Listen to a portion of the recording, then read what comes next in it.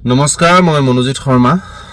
আজি কৰ্মসূত্ৰে মই এখন চিৰিয়েলৰ শ্বুটিং চলি থকাৰ কাৰণে অকণ বাহিৰত আছোঁ। আজি কিছুদিন পূৰ্বে আমাৰ ঘৰৰ সমীপত জুবিন গাৰ্গদেৱৰ এটা আবক্ষ মূৰ্তি প্ৰতিষ্ঠা কৰিছিলোঁ। মোক সহযোগ কৰিছিলে লগৰ আৰু কেইবাজনো বন্ধুৱে কামপুৰৰ। আমি এটা আড়ম্বৰপূৰ্ণ অনুষ্ঠান এটা আয়োজন কৰি মূৰ্তিভাগ প্ৰতিষ্ঠা কৰিলোঁ। আপোনালোকে চাগে যিসকলে কামপুৰলৈ অহা যোৱা কৰি আছে সেইটো ৰাস্তাৰে, নগাঁও কামপুৰৰ ৰাস্তাৰে সকলোৱে দেখিছে চাগে।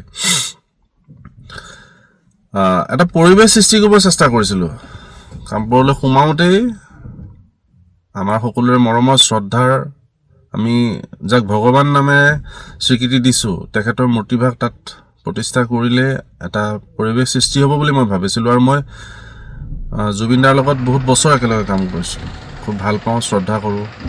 আৰু তেওঁ কামপুৰলৈ আহিছে। কামপুৰত আমি ৰাজনীতি চিনেমাখনৰ শ্বুটিং কৰিছোঁ আৰু কেইবাটাও কামত তেওঁ কামপুৰ আহিছে। কামপুৰৰ আমাৰ যুৱচামৰ লগত তেওঁৰ খুব এটা ভাল সম্পৰ্ক আছিলে। এই বিভিন্ন কাৰণত তাতে আবক্ষ মূৰ্তি এটা প্ৰতিষ্ঠা কৰিলোঁ। এতিয়া কথা হ'ল কি, প্ৰথম অৱস্থাত আমি অস্থায়ীভাৱে লাইটৰ ব্যৱস্থা কৰিছিলোঁ তাত সন্মুখত। তো তাতে আমি বৰ্ড কানেকশ্যন কৰিছিলোঁ। বৰ্ডকেইখন দামী আছিলে, যথেষ্ট দামী আছিলে, বৰ দীঘল বৰ্ড আছিলে। সেই বৰ্ডকেইখন কোনোবাই কাটি লৈ গ'ল। মোক ঘৰৰ পৰা ক'লে যে এই বৰ্ডকেইখন কাটি লৈ গ'ল। মোৰ বেয়া লাগিলে, কাৰণ বৰ্ডকেইখনত এখন বৰ্ডত প্ৰায় 2000-2500 মানকৈ দাম আছিলে। বোলো ঠিক আছে, অস্থায়ীভাৱে হোৱাৰ কাৰণে কোনোবাই এইটো কাম কৰিছে, সেইকাৰণে মই স্থায়ীভাৱে তাত এটা ব্যৱস্থা কৰিলোঁ। তলে কেবুলিং কৰি পেলাই এটা কাৰেণ্টৰ ব্যৱস্থা কৰিলোঁ। কিন্তু দুখ লাগিলে এইটোৱে, কালি কোনোবাই তাৰে লাইট, সন্মুখত থকা মাইক্ৰফোন ইত্যাদি এইবিলাক ভাঙি চিঙি থৈ গৈছে। মূৰ্তিটোতো অকণমান আঘাত কৰিছে, মূৰ্তিটো অলপ ফাটি আছে। মানে কি কাৰণে কৰিছে এইটো মই বুজি পোৱা নাই। কিয় কৰিছে?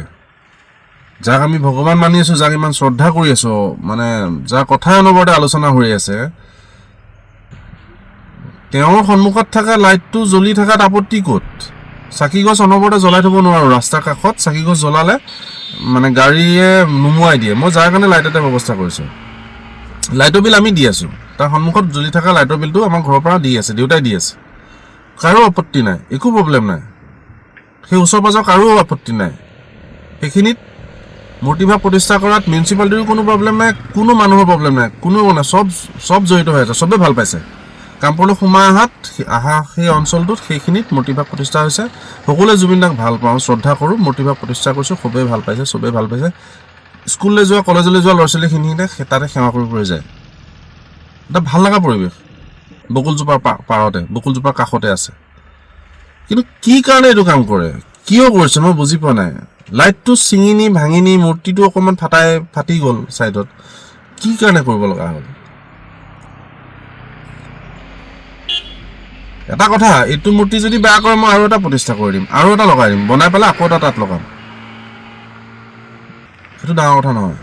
মই আকৌ এটা তাত প্ৰতিষ্ঠা কৰিম, আকৌ কাইলৈ হয়তো আৰু এটা লাইট লগাই দিম। কিন্তু কিয় কৰিব লগা হ'ল? কৰিছে কোনে? মই ভাবাত চুৰ নহয়, কোনোবা ক'ৰবাৰ চুৰ এটা আহি পেলাই তাৰ পৰা এই সৰু লাইটটো ভাঙি নিনিয়ে।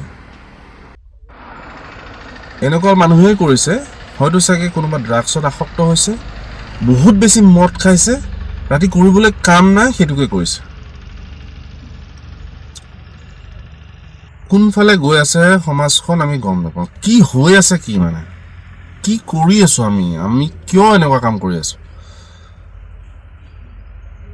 মই সদায় নাথাকোঁ ঘৰত, গতিকে অনুৰোধ কৰিছোঁ, মোৰ লগৰ যিসকল আছে, অনুৰোধ কৰিছোঁ অকণমান আপোনালোকে চকু দিয়ক কথাটোত। আজি জুবিনদাৰ মূৰ্তিভাগৰ সেই লাইটটো বুলিয়েই নহয়, অকণমান চকু দিব লাগে। আমি যদি আমাৰ নিজৰ অঞ্চলটো, নিজৰ ঘৰখন ঠিক কৰি নাৰাখোঁ, আমি আমাৰ ৰাজ্যখনৰ কথা, দেশখনৰ কথা কৈ লাভ নাই। আমি আমাৰ নিজৰ অঞ্চলটো, নিজৰ কামপুৰখনকে ভাল কৰিব লাগিব।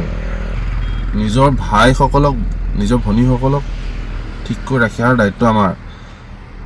তাৰপিছত বেলেগৰ কথা ক'ম, বেলেগ অঞ্চলৰ কথা ক'ম, ৰাজ্যখনৰ কথা ক'ম। কিন্তু আমাৰ যদি কামপুৰত এনেধৰণৰ ঘটনা ঘটি থাকে, ক'বলৈ একো নাই। এইখিনিকে ক'বলগীয়া আছিলে। ধন্যবাদ।